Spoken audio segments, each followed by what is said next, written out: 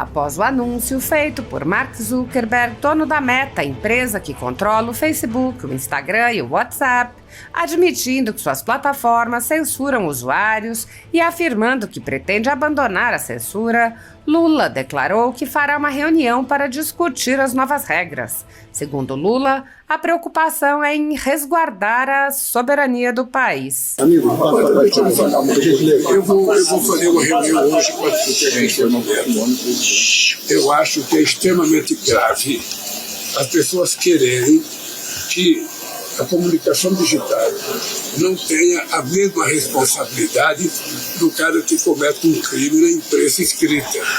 Sabe, é como se um cidadão pudesse ser punido porque ele faz uma coisa na vida real e pudesse não ser punido porque ele faz a mesma coisa na digital.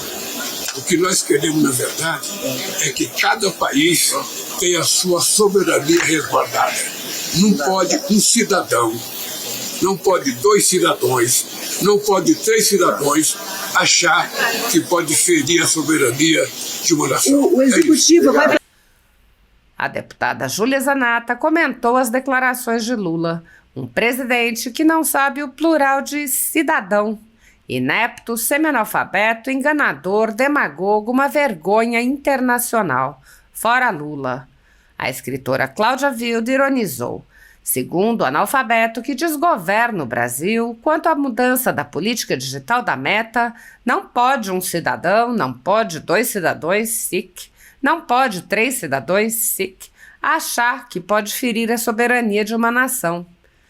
E tem gente que achou que tirar o sujeito da cadeia e colocá-lo no Planalto daria certo. O vereador Ramiro Rosário apontou: não é por acaso que Lula chamou Alexandre de Moraes de Xandão. É um recado da União pelo projeto de censura.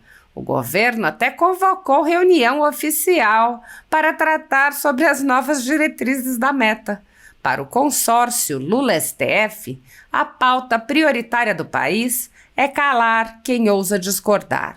Ao chamar Alexandre de Moraes de Xandão durante o fiasco do 8 de janeiro, Lula fez muito mais do que a quebra de liturgia do cargo que ocupa. Ele expôs o casamento promíscuo entre o governo petista e o ministro que quer censurar a tudo e a todos. O recado é muito claro: quem ousa discordar será tratado como inimigo. Ditadores modernos não precisam de tanques, eles censuram a tua opinião. Lula e Moraes lideram o teatro do autoritarismo, calando críticos e promovendo apenas as suas verdades. Redes sociais que permitem a nossa liberdade, como o X de Musk ou o Facebook de Zuckerberg, viram seus maiores inimigos. Por quê?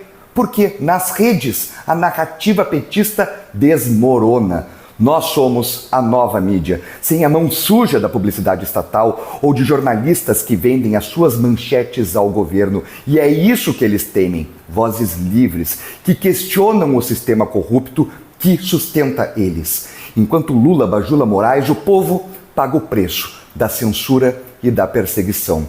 O Brasil é comandado por uma elite que vive de privilégios enquanto cala o povo.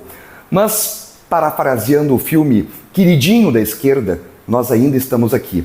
Não importa o quanto tentem censurar, a liberdade não será calada e o poder deles vai ruir, queira ou não.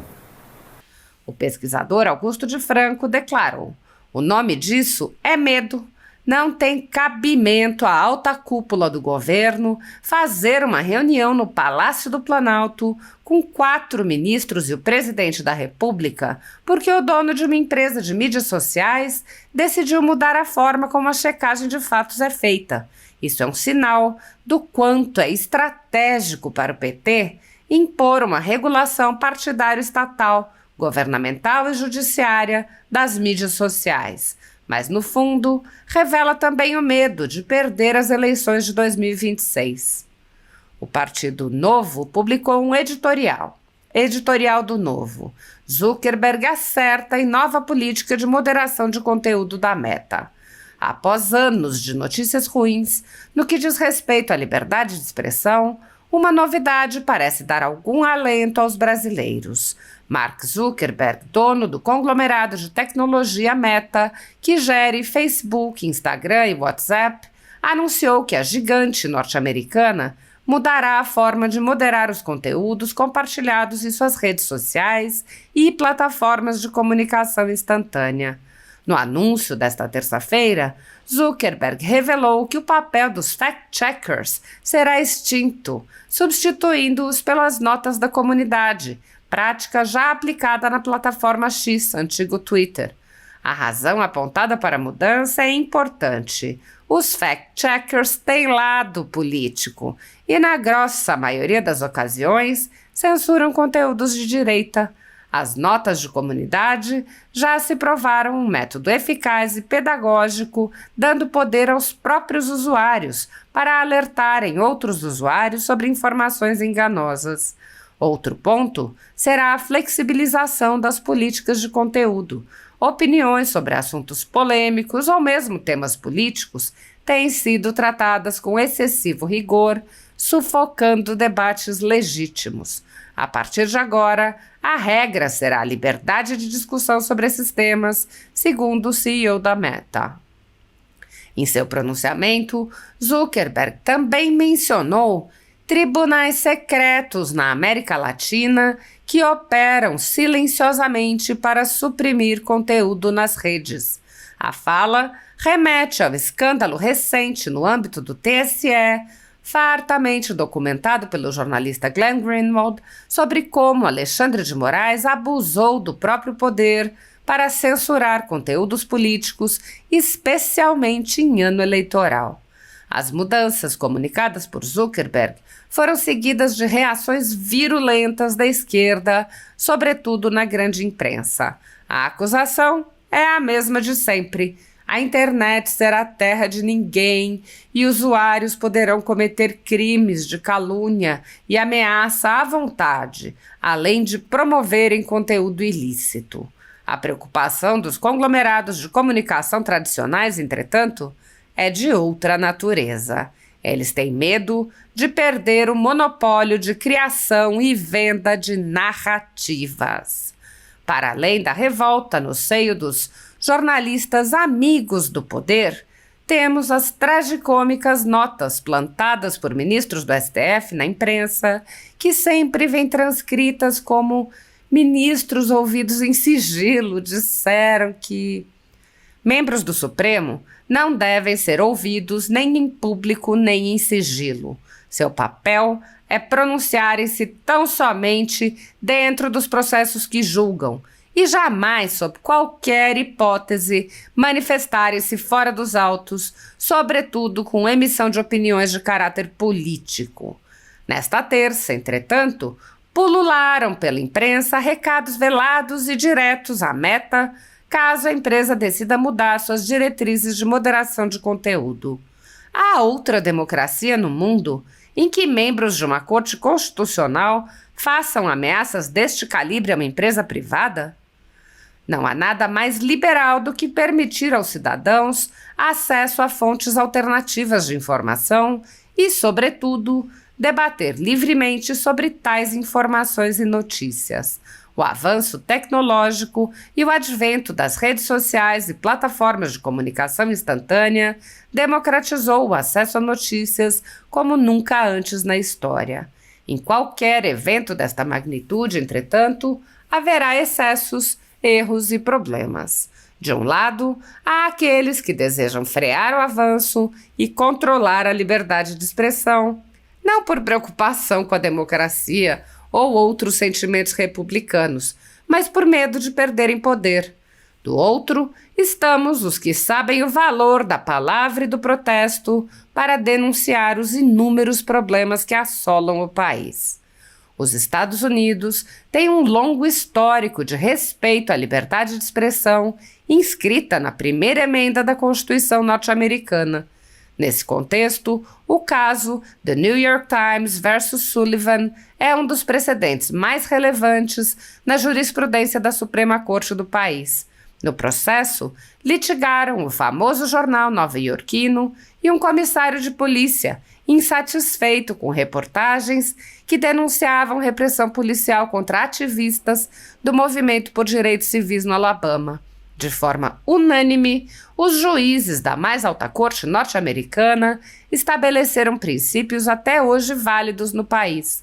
Dentre eles está a garantia de críticas a figuras públicas e ao governo como forma de proteger o livre debate de ideias, ainda que tais críticas contenham erros factuais ou imprecisões.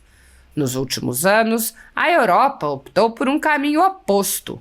Em 2017, o parlamento alemão aprovou o Network Enforcement Act, uma regulação inspirada pela chamada Nova Escola de Regulação, proposta 3 anos antes por um professor de Yale. Essa teoria argumenta que as redes sociais se tornaram grandes demais no debate público e precisariam ser reguladas de forma mais ativa.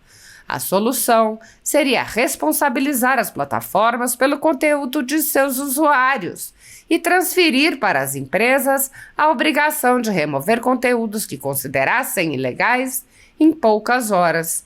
O NetzDG implementou essa política e rapidamente tornou-se um protótipo replicado e citado como inspiração por regimes autoritários, como os da Venezuela, Rússia e Turquia.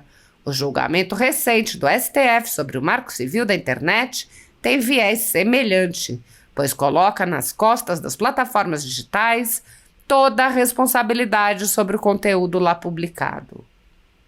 Diferente da censura tradicional, que exige a remoção caso a caso, o modelo alemão de censura é privado.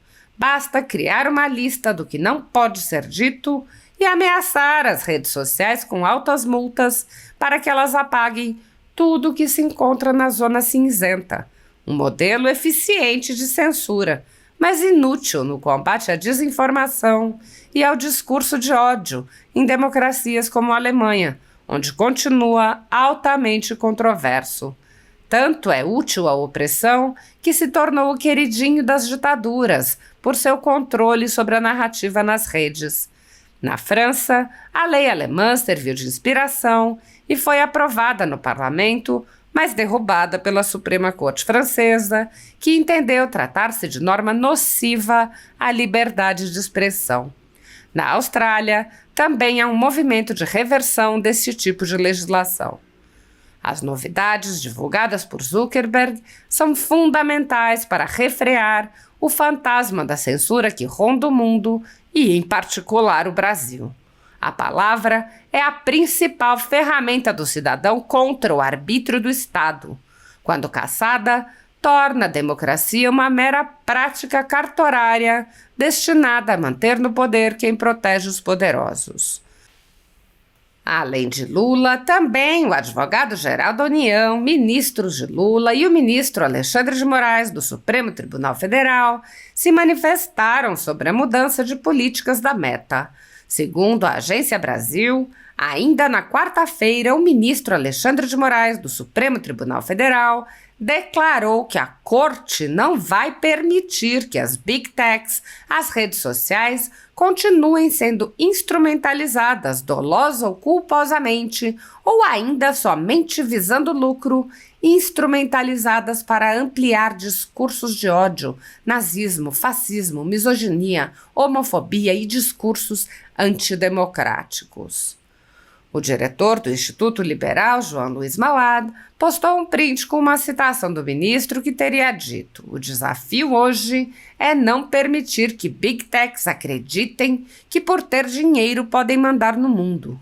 Mauad rebateu: "Já eu penso que o desafio hoje é não permitir que meia dúzia de indivíduos que nunca tiveram um único voto tenham poderes absolutos para mandar e desmandar no país inteiro e cercear a liberdade de quem eles não gostam." O senador Luiz Carlos Reis foi enfático. Alexandre de Moraes parece não conhecer limites. Pelo caminho que está seguindo, é capaz de suspender o Instagram, Facebook e WhatsApp de uma só vez. Não houve o menor constrangimento em relação aos tribunais secretos mencionados por Zuckerberg. Ele simplesmente dobrou a aposta. Aos meus pares, faço novamente um apelo pelo impeachment de Alexandre de Moraes. A postura desse ministro, que vem sendo endossada pela Suprema Corte, ameaça a estabilidade da nossa economia. Quem vai investir no país que tolera esse tipo de situação? O senador Cleitinho apontou. Ele quer censurar agora o Facebook, o Instagram e o WhatsApp. Ainda está falando que aqui é uma terra que tem lei. Se aqui, ministro Alexandre de Moraes, fosse uma terra que tem lei, não tinha um descondenado presidente da República. O senador acrescentou uma série de exemplos de verdadeiros criminosos, condenados e libertados pelas cortes superiores e perguntou: isso aqui é uma terra que tem lei? Cleitinho lembrou que em 2026 haverá eleições para 2/3 do Senado e pediu o impeachment do ministro. O procurador Hélio Telho alertou: a meta não é o X, a meta é o WhatsApp, o Instagram e o Facebook. Milhões de pessoas no Brasil dependem das plataformas da Meta para tirarem o seu sustento. Empresas brasileiras de todos os tamanhos têm boa parte de seu faturamento atrelado à Meta. Bani-la trará um enorme impacto no PIB do país. O brasileiro ficará mais pobre e as consequências políticas, econômicas, sociais e eleitorais disso são imprevisíveis e incalculáveis.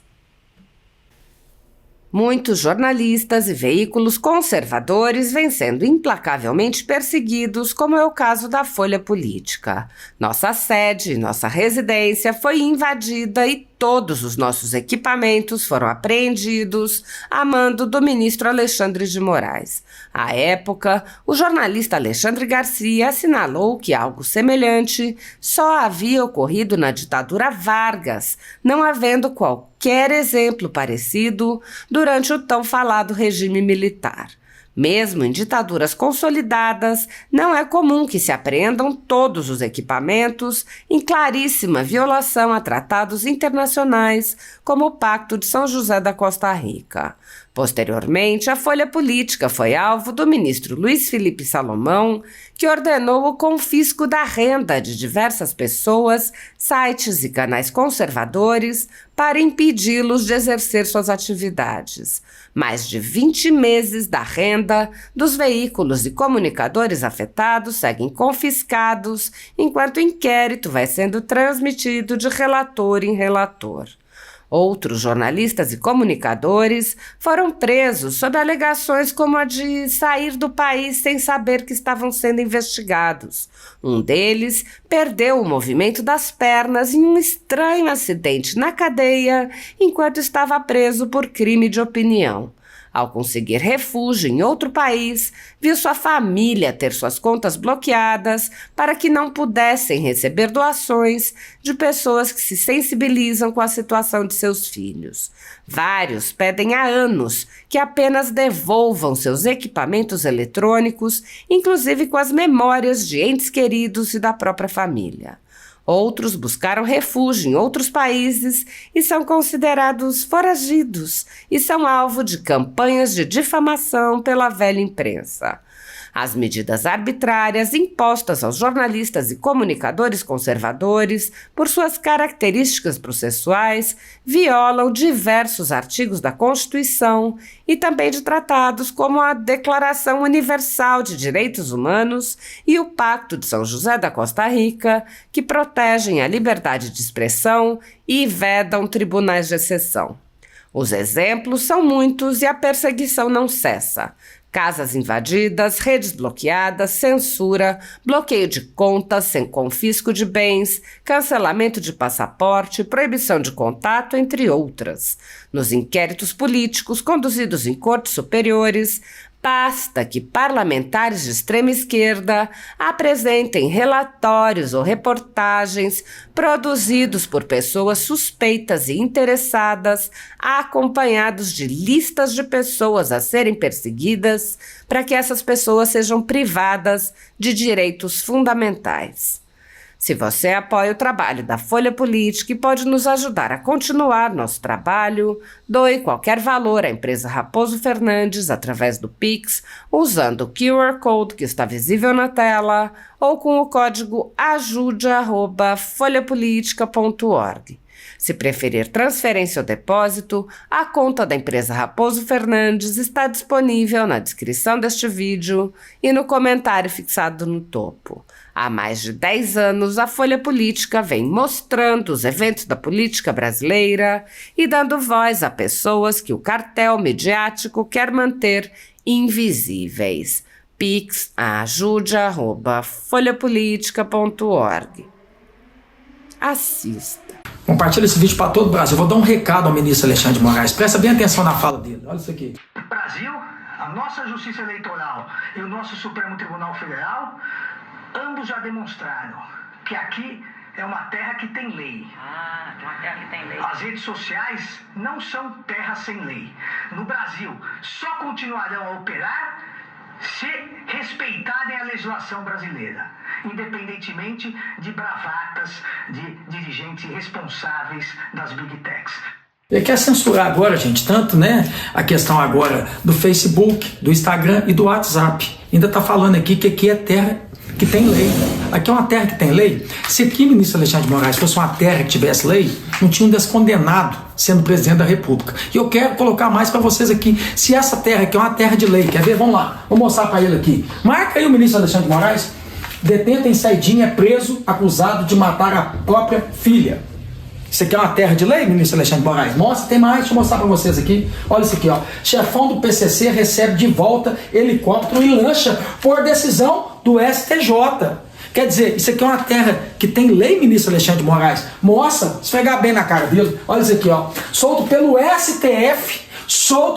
STF, né? A Justiça do Brasil que fala que tem lei. André do Rep completa 4 anos entre mais procurados do país. Solto pelo STF. Tem mais. Olha aqui, ó. Condenados na Lava Jato planejam retorno à vida pública após absolvições. São eles. Eduardo Cunha, estava preso por corrupção, né? José Dirceu, que estava preso por corrupção. O Sérgio Cabral, tem mais. Se tiver, pode passar. Olha aqui, ó. Entenda por que Sérgio Cabral foi solto, mesmo condenado a mais de 400 anos de prisão. Isso aqui é uma terra que tem lei. Um político que estava preso por corrupção, que ia condenado por 400 anos de prisão, que teria que pagar essa pena e ia ter que ressuscitar 4 vezes. Eu canso de falar isso e agora já quer ser candidato a deputado federal. Ministro Alexandre de Moraes, essa terra que é uma terra que tem lei, e você agora querendo censurar a questão do Facebook, do WhatsApp, do Instagram, e você acha que eu vou ficar calado? Por isso, pessoal, que 2026 agora, você que está vendo esse vídeo agora aqui, tenha consciência na hora que votar senadores, porque vai ter 2 vagas para senadores, né? 2. Então a gente pode fazer a maioria dentro do Senado, porque até agora a gente tem de 30 a 35, né, senadores que apoiam o pedido de impeachment do ministro Alexandre de Moraes. E eu apoio, eu não tenho medo de falar isso aqui. Então em 2026, vote mais senadores da direita, para que a gente possa ser a maioria, e lá em 2027, realmente a gente cumprir a lei desse país aqui e fazer o impeachment do ministro Alexandre de Moraes. Se você concorda comigo, comenta aí, impeachment do ministro Alexandre de Moraes, e deixa o gostei. Tamo junto.